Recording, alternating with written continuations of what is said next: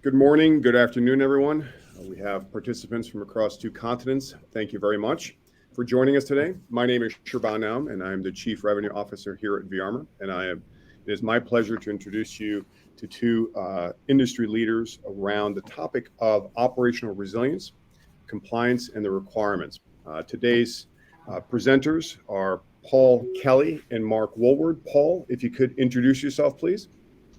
Hi, I'm Paul Kelly. I have a background in aviation before I came into financial services. And then in financial services, I've grown up through operational risk, through cyber risk, and now dealing with operational resilience. And one of the things I'm really passionate about, and probably one of the reasons I'm here, is that we really need to understand our products and services in detail for us to be able to manage the risks to them, and in particular now our resilience risks. But I'll leave it at that because you'll hear lots of my views as we go forward anyway. Thank you, Paul. Yeah, hi. My name is Mark Woolward. I'm the CTO and Chief Information Security Officer at vArmour. Before that, which is probably the majority of my career, I spent 16 years at Goldman Sachs, where I was a CTO and technology fellow. And for the last couple of years, I had responsibility for application resilience, which is what we were calling it then, for the EMEA region. I'll talk a little bit about some of my experiences there and how we realized back then that the way that organizations approached resilience needed to change from just a recovery-centric, fairly static kind of approach, which is really where the regulators have got to now. All right, wonderful. What I'm going to do is I'm going to kick off our discussion with a rather simple question. We're going to have pretty much two or three different discussion topics. The first is really around operational resilience and why it's a topic of growing interest. Paul, why is operational resilience a hot topic right now? So I'll answer that in a number of different ways. I mean, I think resilience has been a hot topic for a while, and we can all talk about the pandemic and how that showed whether we were resilient or not. But as we move our economies more and more to the digital environment, which has a whole pile of different threats, then we want it to be available more and more. And therefore, understanding that is becoming more pressing.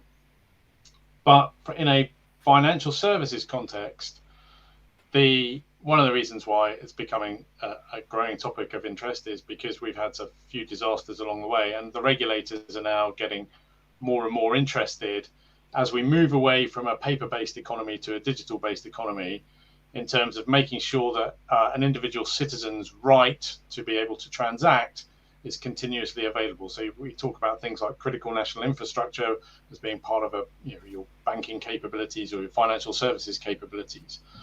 And the feeling is that the right to being able to transact is almost as much as a need as your right to electricity or water or gas, to be able to continue to function in the world today, especially as paper becomes less and less a means of transacting. Yeah, I think I'd just add to that, and Paul alluded to it in the beginning. It's not just a question of what the impact is. I think there's now an understanding that in large enterprises and particularly financial services, the likelihood of novel or unexpected types of failures within these highly complex and interconnected environments, where you have multi-cloud, you have CI/CD with applications being released very frequently. There are a lot of moving parts there. So not only is the impact gone up in terms of the digital economy and digitization of our entire lives, the likelihood of very, very gnarly kind of failures, quite difficult to detect and quite difficult to predict, of occurring, as we've seen with a number of the banks over the last 5 to 10 years. A migration or a change has resulted in days where their customers have been able to gain access to their funds. So it's a combination of impact and likelihood has changed. Thank you, Mark. And so, Mark, what are the regulators and regulations requiring, and when? Yeah, so I guess there's a timeline stretching back before the pandemic, actually. So the federal government in the US, in particular the FFIEC, put out the Business Continuity Management Handbook in 2019. And that was the first time that we saw regulators really talking more about resilience than recovery. And then since then, we've had the UK PRA, which came into law last year. In Australia, there's APRA, which is in consultation, so that's a little way ahead. I think last year, Singapore, the MAS guidelines came into effect. So from 2019, kind of moving forward, and there's a different timeline in each different kind of region. There are some real major similarities in what everyone's asking for, starting with the FFIEC. So you begin with things like governance and reporting, so that you actually have, senior interest in the resilience of the organization, through to the kind of the technical approach, through, mapping, establishing risk tolerances and establishing impact tolerances. So there's some real kind of consistent themes here. But yeah, it's been going on for a few years, and certainly for the next few years, we're going to see more and more, particularly with what's happening with DORA, which is obviously in the headlines at the moment. Okay, and Paul, what Mark mentioned DORA, FFIEC. What are the key differences between the two? So, I would actually go the other way and just to echo what Mark said, and then we can start off with a sort of foundation. I think what at the heart of all of this regulation, and is at the heart of what people want, is that we don't want to cause harm to the financial system, or we don't want to cause harm to particular elements of society or customers. And that means an acceptance that things will go wrong, but we must be able to continue to deliver that service. So the way I characterize, if I was to take a sort of hand poll across all the regulations, what they're trying to say is you need to understand in detail how your products and services are manufactured and delivered. Of those products and services, identify those ones that, should they be unavailable for a period of time, could cause, and the UK call it, intolerable harm to either the financial system or to a section of your customers or to customers. And then work out how much time that would be, right? So from your outage to how long until intolerable harm is on the cards, and work back from there to a safe point, and then say, demonstrate that because you understand in detail your products and services, that in the event of a severe but plausible occurrence, that you can continue to deliver that product and service within that time frame, such that you don't cause harm to the financial system. Sorry, continue to deliver or substitute another one, so you don't cause harm to your customers or to the financial system. And I think that's what everybody's trying to get at. Just different people are coming at it from a different angle. And what's interesting with DORA, so I don't know if I was to go back and talk about the UK version. The UK is very principles based, whereas DORA is quite explicit about a number of different things about how you understand in detail your products and services. So, for example, one of the key requirements for DORA is that you must have an inventory of all of your ICT assets. An ICT asset means all of your hardware and software and network and information systems used by your financial entity. Now, in my experience, not everyone has that. A lot of people have an inventory of their servers, they have an inventory of their OS systems, they might have an inventory of some of their networking assets, and they will do scanning. For example, not 4J is a example. How do we find out if we've got not 4J? Well, we didn't have an inventory of it necessarily, so we had to scan to find it.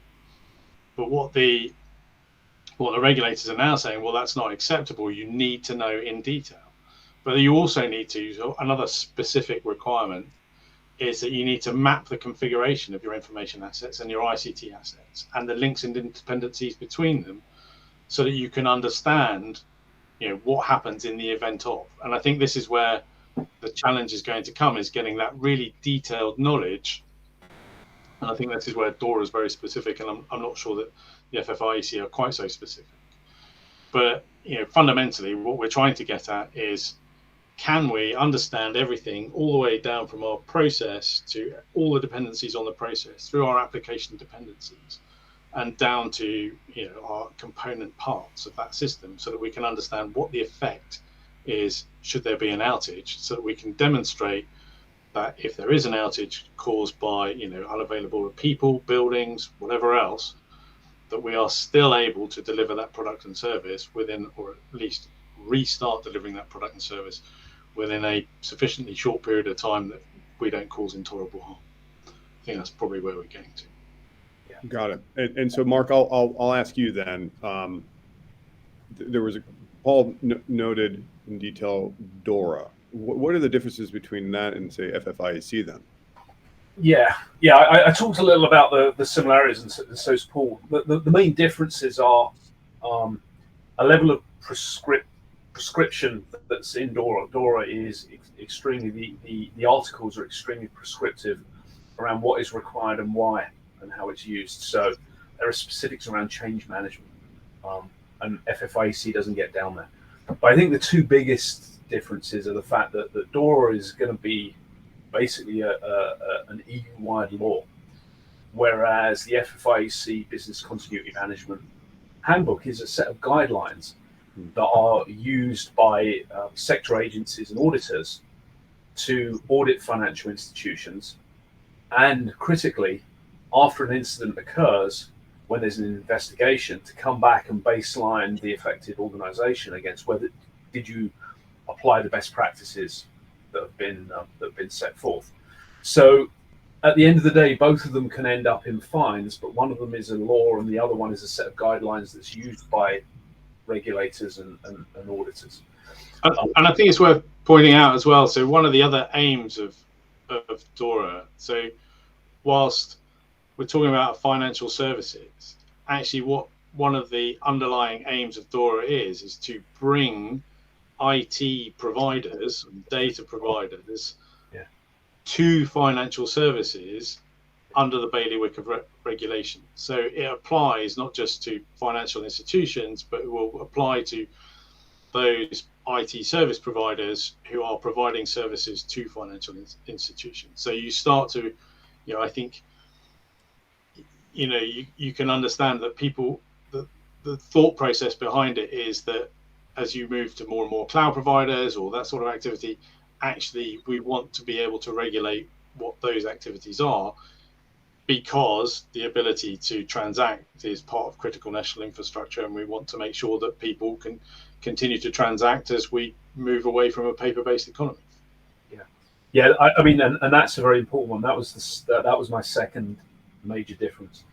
So the FFIEC refers to how financial services organizations should treat service providers. So, they've already defined the fact that a financial services organization can't outsource their risk to that service provider. DORA goes that step further and actually applies to the service provider as well. So there's a legal obligation on the service provider themselves. So yeah, we move along. Things become more. It's not everyone though. It's those that are deemed to be critical.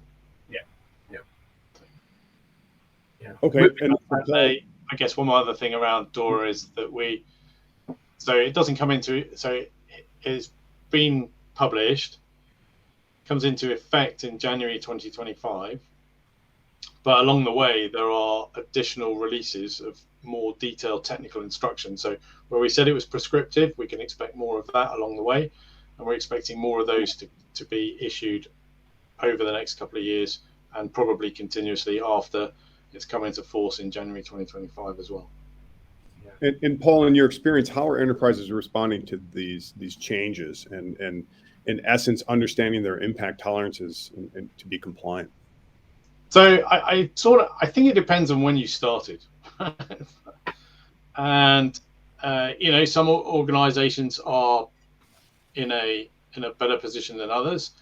Many years ago, before the operational resilience regulations started to appear, I was working in IT risk, and suggesting that we really ought to understand our business processes and then our applications, and how does that all map together if we really wanted to understand our IT risk. And quite frankly, if we want to understand our cyber risk as well, we probably want to get really granular. So people have started down that journey.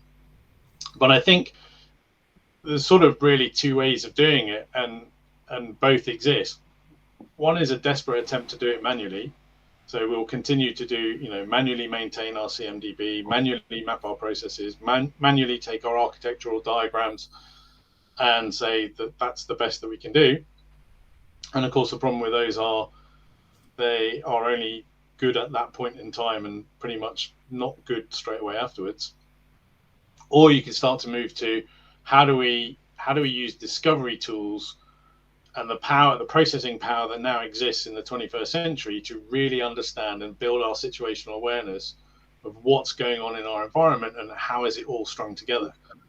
I'm sure people have different experience of that, but if you can use tools, and there are lots of different ones out there that do different things for you. There are process mining capabilities, there are application dependency capabilities, there are capabilities at taking your cybersecurity tools and deduplicating their digital exhaust to create your full inventory. There are different ways of doing that, but what's generally a sort of common across all of those is people tend to find more things that they didn't know about when they use discovery tools than if they sat there and tried to manually map their processes and capabilities. I think there's an implication if you take the manual route. And it's a question of whether or not you're just trying to pass an audit, or whether or not you're seeing this as a strategic imperative to become more resilient. So if you take the manual approach, you can probably pass an audit. You can show that once a year you've produced this map. You've gone through the manual step of mapping your impact tolerances to your RTOs, But then what happens when an incident occurs? And what we found with a number of organizations that I've worked with over the last few years is that they've come through their audits, but then an incident has occurred and the information that they have is out of date, was actually inaccurate at the time because it was incomplete and it was difficult to validate. And then when the incident occurred, they failed to recover correctly. And that's when the issue with the auditor and the regulator comes in. That's when the fines get levied. So I think it's interesting in financial services. A lot of organizations set them up as risk managers. That's their business. So they understand this already, and that's where we were at Goldman. And that's why 10, 12 years ago, we were thinking that way. And then I think you've got other organizations that are now looking at it and saying, well, we could just tick that box and we could get through the audit, but what if an incident occurs? What happens when the incident occurs? It will inevitably, in complex systems, things fail. And then you've got a few others that maybe have still got their head in the sand and they're thinking about, still going the manual route. The good news is there are lots of, as Paul said, there are lots of tools available now that can not only make your mapping and your reporting more accurate, it can save you money because you don't have to have lots of people manually going through, unstructured information. You can use software to do it for you. So I think the number of organizations going the manual route is going to, over the next couple of years, is going to slide off a cliff. Yeah, and I think it's about maturity, isn't it, as well? So there's sort of, hey, how quickly have I got to meet this deadline? How can I do that? Well, I've just got I'm going to throw a bunch of money at it and throw people at it because that's what it says, map my processes. And maybe I'm not aware of the capabilities that exist out there. But for me, and one of the reasons I'm really passionate about this is that detailed understanding allows you to then really understand your risks, right? And you can get to the bottom of it, but it has far more commercial benefits than just resilience. By being available as a commercial benefit, let's say that. But actually, if you can really understand everything that's associated with the manufacture and delivery of your product by product, not just sort of aggregation. So I understand all the technology that's involved, all the elements that's involved, all the processes that are involved, all the people that are involved, buildings, etc., I can actually cost my product in a far better way than I probably have been able to before. And rather than just sort of an aggregate recharge, from this part of the business, I can actually then see by product, what does that cost? Because I can see all the things that go into making up that product.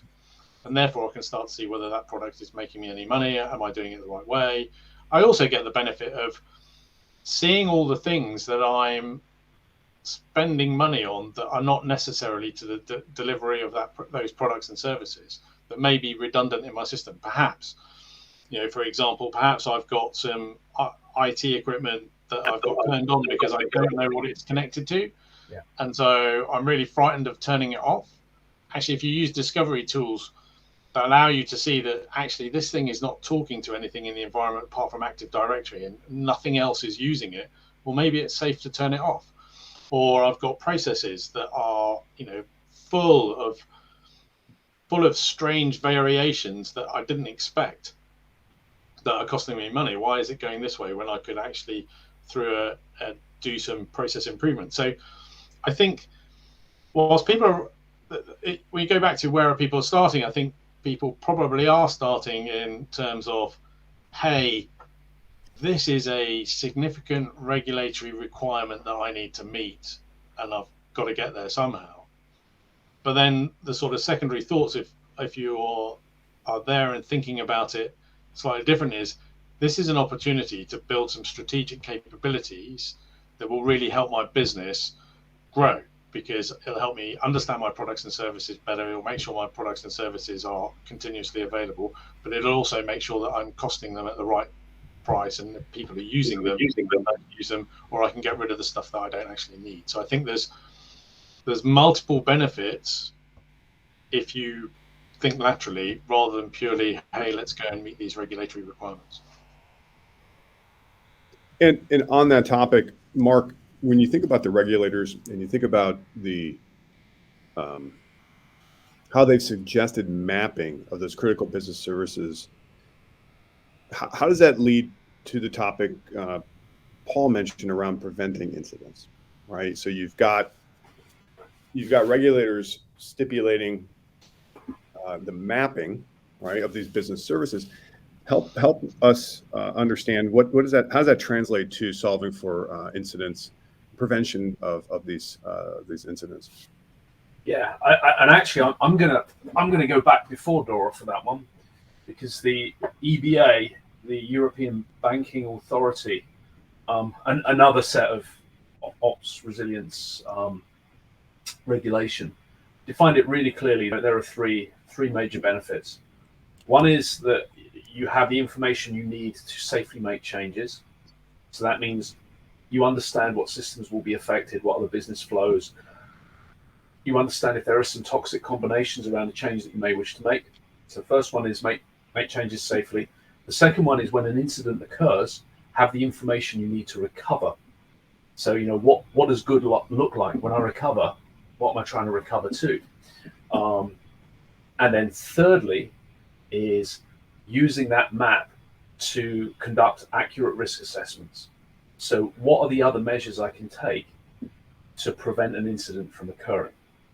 So examples of that are, let's say for an application that is supposedly in a live clustered high availability mode, can I prove that cluster is actually active, is working correctly, and is distributed across multiple availability zones? So for instance, if a data center goes down, the service will continue to function. They're the kind of questions that you can begin to answer based around data and simulating events, rather than going in and having to, fail 8 servers to test something. So, to summarize, really, it's about avoiding errors when you make changes, recovering from incidents, and then having the ability to proactively risk assess and correct your environment before an event occurs. And I think actually on top of that, I would just add it's not just the recovering when an incident happens, it's being able to know who to talk to and which business service is going to be affected. one of the biggest challenges, or often one of the challenges for SOC teams is, hey, there's an issue on this box and we need to sequester it from the network or turn it off. What's going to be affected? Who do I need to tell that their product's not going to be available for a few minutes or longer? And they don't know, right? Because we don't have that level of information down at that, being able to map that box through to the applications that it's supporting, all the way back up to the business process that sits at the top. And so it's that sort of, how do we understand change, and not just planned change, but unplanned change, if you like. So I've got to turn this off and I've got to do something else. And then understanding, okay, well, how do I then build resilient systems so that if I do have to turn this off, there's something else that's going to step in and fill the gap. I think those are the sort of, what I would call situational awareness. It gives you the situational awareness to really understand your environment in so much more detail than you probably can do right now. I mean, and even if you try to do it manually, that's obviously going to be out of date. So back to, we have the processing capability these days. I think the key to solving this is using tools that are available to really understand what's going on and reaping the benefits from that. And so by identifying those critical business functions and important business services, how do you help people get started in defining their risk tolerances and the risk assessment? So look, first off, you need to identify those products and services which can cause intolerable harm, and then work out how long they can be unavailable for before it causes that intolerable harm. So that doesn't get you there. But then being able to have the mapping all the way down and understanding your RTOs and your RPOs, and actually what are my recovery times, and even that down to my third parties. What sort of contract do I have with them for the provision of that service? And if they go under, what's the alternative provider for that? How am I going to solve these problems? And I think once you've got the understanding around, how does this all work together, then you can start to create simulations that say, well, what happens if,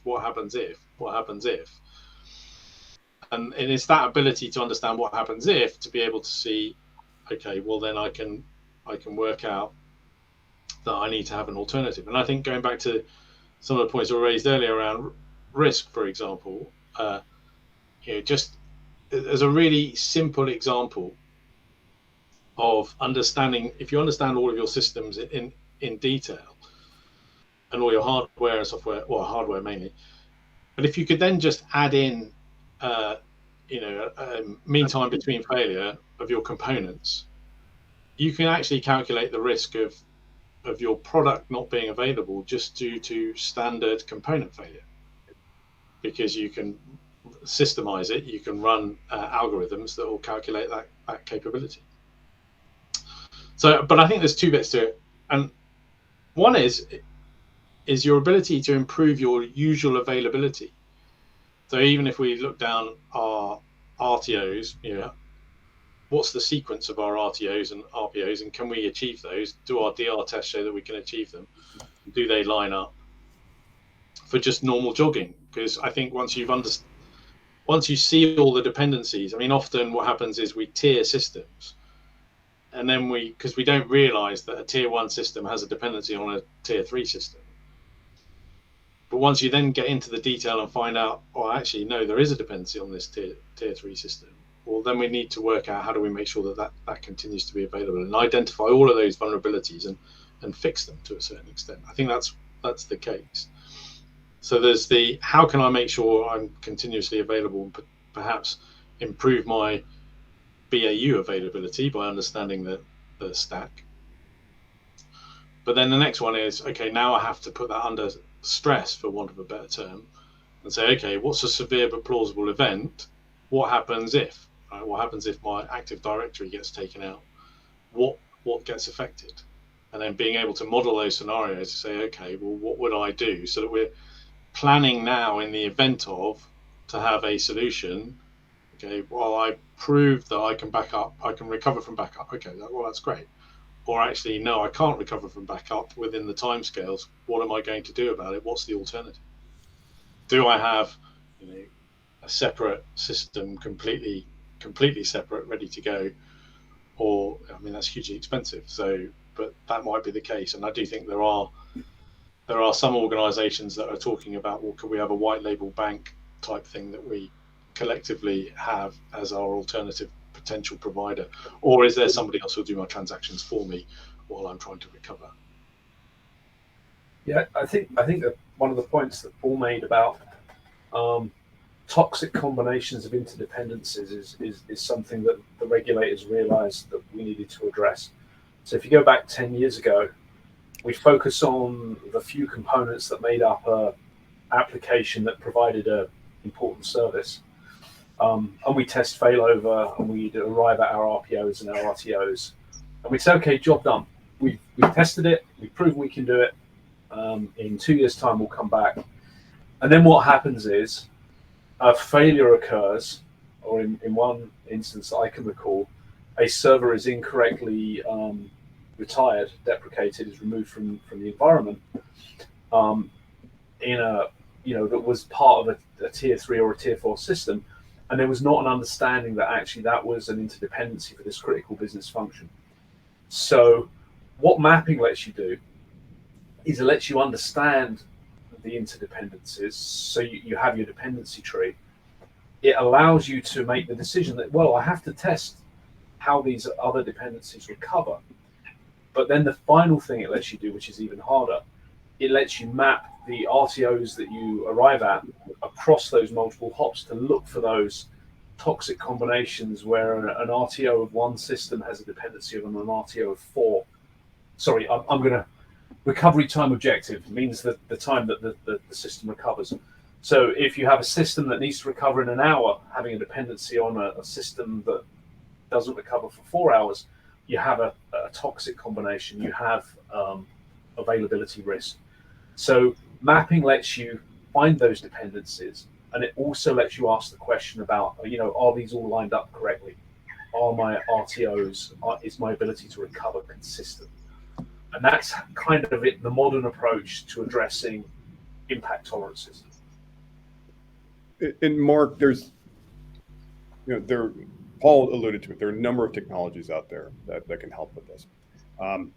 However, it's one thing to say that not being prepared can be disruptive. Implementing these technologies can also have an effect where you're perhaps installing agents or you're scanning the network. Paul mentioned that earlier.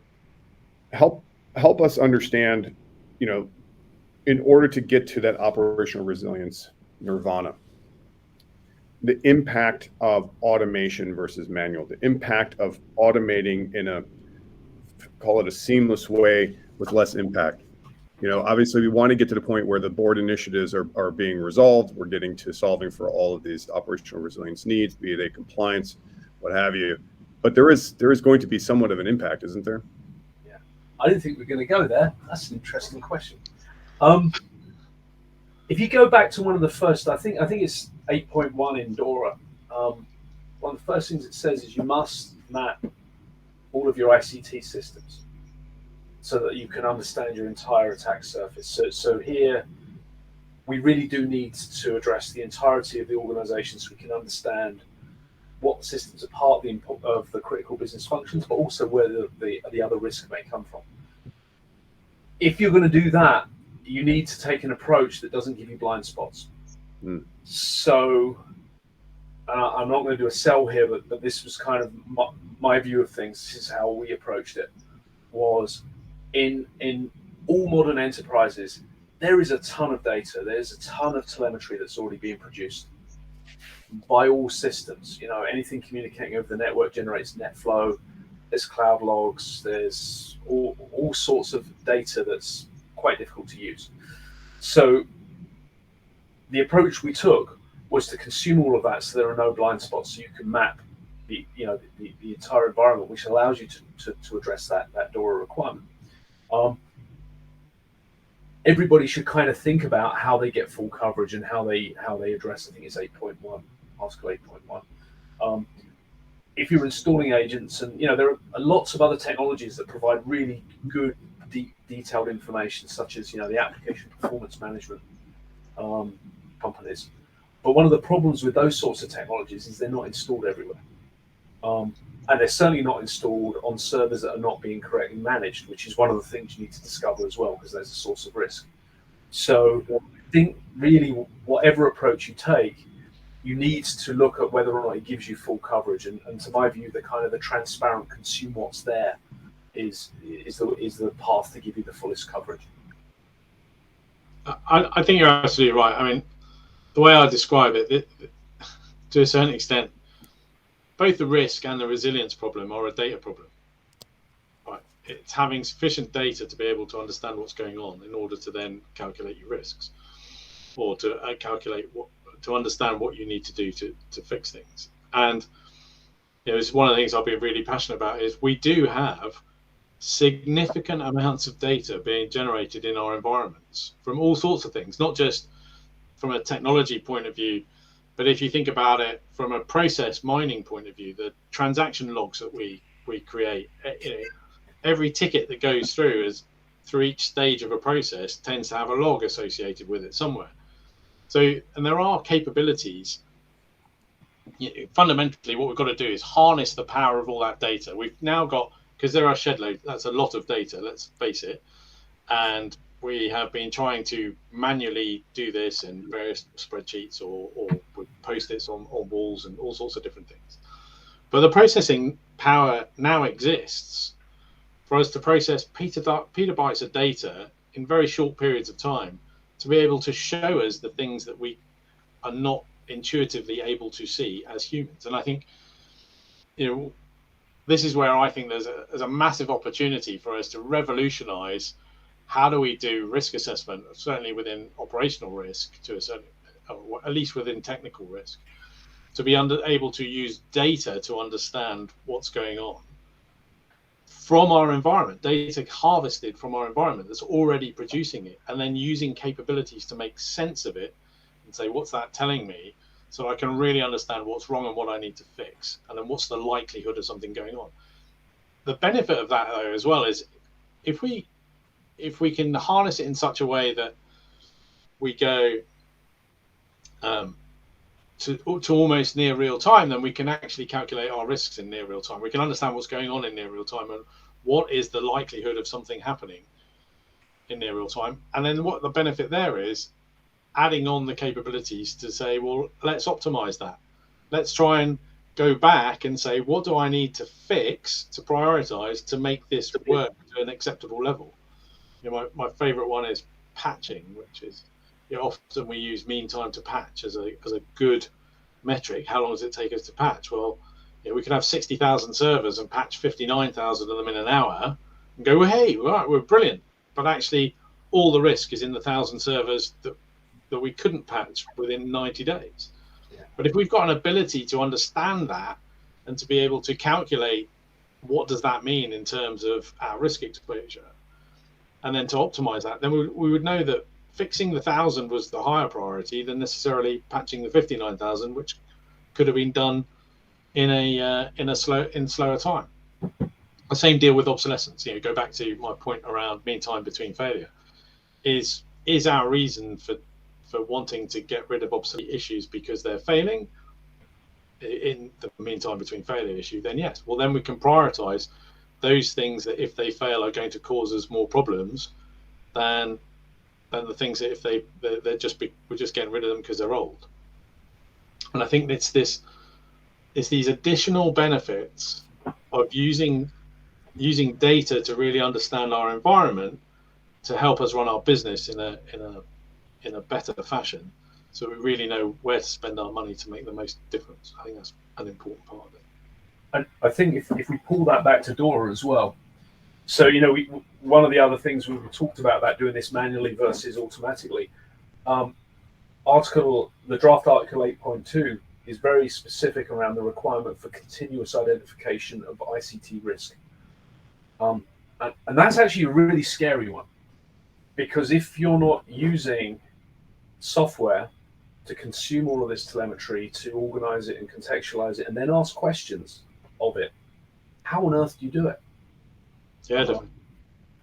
Yeah, so I mean, the regulation, that's the way it's clearly going.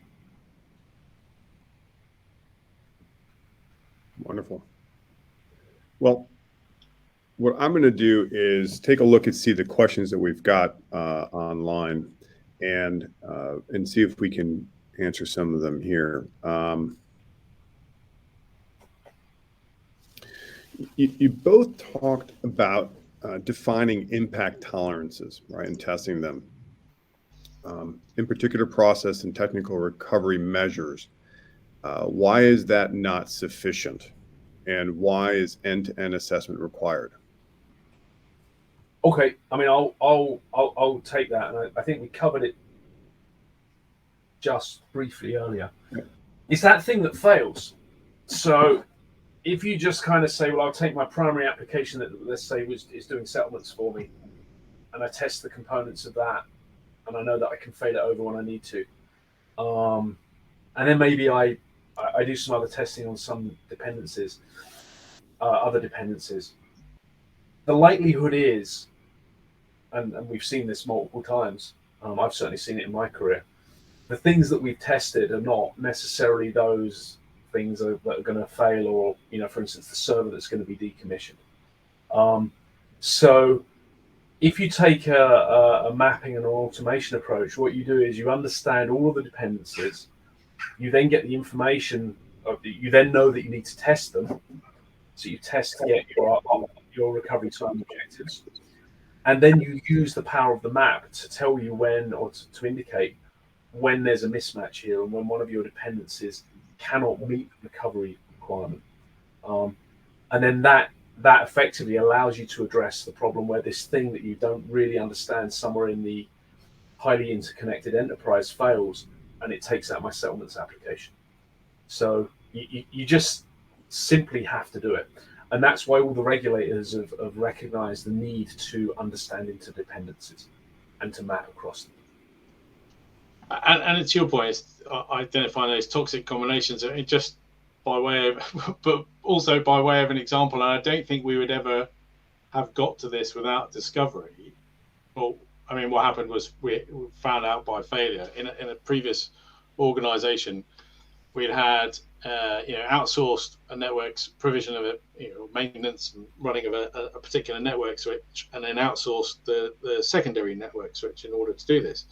Only the people that have been outsourced to do the secondary network switch actually then outsourced that to the same company who were providing the primary switch, and basically the primary was also the secondary. Right. Because they had subcontracted it, and it was that company was providing the same switch with no DR backup, right? And unless you really are able to use discovery tools, and in fact, at the time, that company I was working for didn't have the discovery tool, so we only found out when the switch failed. Well, why did the backup not work? Oh, it turns out it's the same one. These sort of things won't come to light, and I think going forward in time with, you would argue that the regulators are giving you sufficient warning that you should be all over this stuff, that should that sort of thing happen again, then no one's going to really look particularly kindly upon you, should I say. I think it's probably the right way to think about it. But actually, and I know we've talked a lot about regulation, I just think it's the right thing to do. From my background in aviation, you spend a lot of time trying to understand exactly how, because when airplanes fall out of the sky, it's pretty catastrophic. So the knowledge and understanding of everything that goes on that aircraft is pretty detailed. And there's no reason why we can't build that level of knowledge and detail going forward, and especially as we move to cloud. Cloud gives you a lot more detail, simply because that's part of their business model, that they have to have the detail in order to be able to sell it to you. But a lot of the stuff that we've built up on-prem over time, we've not necessarily kept up to date with the knowledge about what's connected to what exactly, we think it's this, but it's maybe not quite that, or what's talking to what. Some of that knowledge has been lost, and we need to sort of recoup all that. But going forward, there's no reason why you can't put that level of intellectual rigor into your design and build of capabilities, so that it just becomes part of your NFRs, and you know where you are. I think we just have to deal with the significant backlog of legacy architecture and legacy infrastructure, and we need to find ways to solve that. Now, some people are trying to do that manually. I'm a believer that there's enough digital exhaust in your environment to help you, or data exhaust in your environment to help you do that in a better way that requires less people. Paul, you raise an interesting topic. So you've got siloed organizations, right? You've got that are running the business, from the business owners to the IT infrastructure teams to the operations teams, cyber and the like. It seems that operational resilience has to come from the very top, and it has to be applicable to the entire enterprise. What is that unifying fabric across an estate that allow these processes to occur? Everyone produces their data, everyone has their objectives, everyone has their business needs. The challenge, of course, is they tend to be siloed. So how do you solve for operational resilience across an enterprise that by design actually is a bit siloed, right? I own my data, you own your data. I've got my needs, my business needs. You've got your applications. How does one even structure that? So I think there's two bits to it, and it's about buy-in really, and I think Mark hit it on the head pretty early on, which is, why do you want to do it? Do you want to do it just to meet a regulatory objective? And in which case, that silo is probably going to continue to exist, and people are going to be battering down across those different silos, going, well, I need this and I need that, and everyone's going to try and do it manually and try and tick boxes and achieve where they need to get to. Or you go, well, if you have sufficient buy-in from leadership to realize that actually this will really help us with our understanding of our business and give us a level of understanding of our business and the way we deliver our business probably better than we've had before, which means we can really understand our products and services in a way that allows us to set ourselves up for growth. I mean, fundamentally, what do you want to achieve? You want to attract and retain customers in order to grow your business. I think that's the simplest part of it. And you want to deliver them products that they want to buy, and you want to do it at a reasonable cost. Well, having really good knowledge about your products and services so that you get rid of the ones that are not making you any money unless they're really vital to your customers is a good thing. Understanding your cost base is fabulous, but also demonstrating to your customers. And I think the regulators are going to help there as well, because the way DORA is going, I can already see if you're a provider of services to a financial services company, they're already asking, well, are you DORA compliant? So you're going to want to have products and services that are compliant, and you're going to want to have products and services that people want to buy, and they want to buy them. I actually, sorry, I'm straying off the point, but I also think you could probably monetize your resilience data in the future, because you could get to a point where, yes, I'll give you the data. If you think about it, I'm a supplier to you. I'll give you the data that you want, that I need to for regulations. But if you want to pay for a little bit of an extra service, I'll give you access to all my data, so that you can really understand how well I'm managing my resilience down the line. And you could create a marketplace for resilience data, but that's just another idea. But in terms of breaking it down, you need to think about it strategically as a business. Why do I want to achieve this? Not just, well, the regulators say we need to. And I think the regulators are actually helping a little bit there, because the first thing they almost always say is about governance and about board level accountability and communicating the importance of risk management.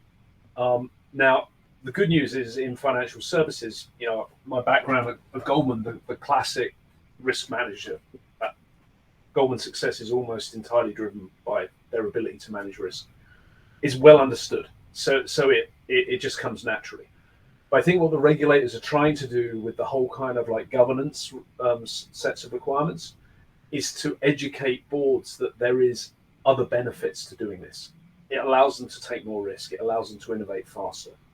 If you read a lot of the regs, certainly the FFIEC, they explain the value of this. So I think that's going to happen as well. And you may well find more technology heads or more people with a background in kind of classic risk management, whether it be from the armed forces or from critical national infrastructure or from technology, are going to end up in those positions because that's the way we think. So yeah, I think we'll get there for sure. Actually, you raised a really interesting point, which I forgot to mention around another set of benefits and getting people to buy into it, is that you can change faster. You know, what's the first phase of every single change program, major change program? Well, let's go and find out what the as is. Yeah. But if you are able to continuously keep up to date the as is, then you don't need to waste time or energy or cost finding out. You can move straight on because we either, instead of documenting, we know what the as is because we're using tools to continuously monitor the as is, and therefore we're in a really good position to accelerate our change and attract customers, etc. I think that's worth putting out as well. Well, we are coming up on time. I'd like if each of you could give us your closing thoughts on operational resilience, and if you could think of it as 25 feet, 50 and 100 meter targets as we look forward over the next, say, 12, 18 and 24 months, like some of the highlights, some of the risks, just some closing thoughts on that. Do you want to go first, Mark, or do you want me to? I was waiting for you, but I can go. So, I mean, obviously DORA gets a lot of publicity due to its scope and the penalties. You know, what 1% fine per day on total global revenues tends to focus the mind. But really, that's the kind of the tip of the iceberg. You know, it's one thing to get through an audit by essentially ticking a box, particularly with data that's hard to validate. The real challenge is going to come for organizations that try and rush that through when they survive an incident or when an incident occurs, and they're actually the regulators come and look closely at the way that they manage their operational resilience. And we've already seen, Sherman, we've been in a couple of conversations with customers where that's the approach they've taken, and then they've had an incident, and even before DORA, they've had very, very close regulatory scrutiny. So I think organizations should look beyond getting through the 2025 and thinking about risk management so it provides them with something that's survivable, and when the incident occurs, they can recover, and then they won't be, they won't fall foul to fines and all the reputational issues. So organizations that take a risk-based approach, they understand many of the requirements here. So my background at Goldman really helped me with that. And if that's fully embraced into the business life cycle, it's going to give organizations across the board a strategic advantage. And I think that's where we need to get to. Thank you, Mark. Paul? Yeah, I think, look, I just don't think that this is achievable or sustainable in trying to do it manually. It will cost you a lot of money to keep it up to date. And that's the challenge.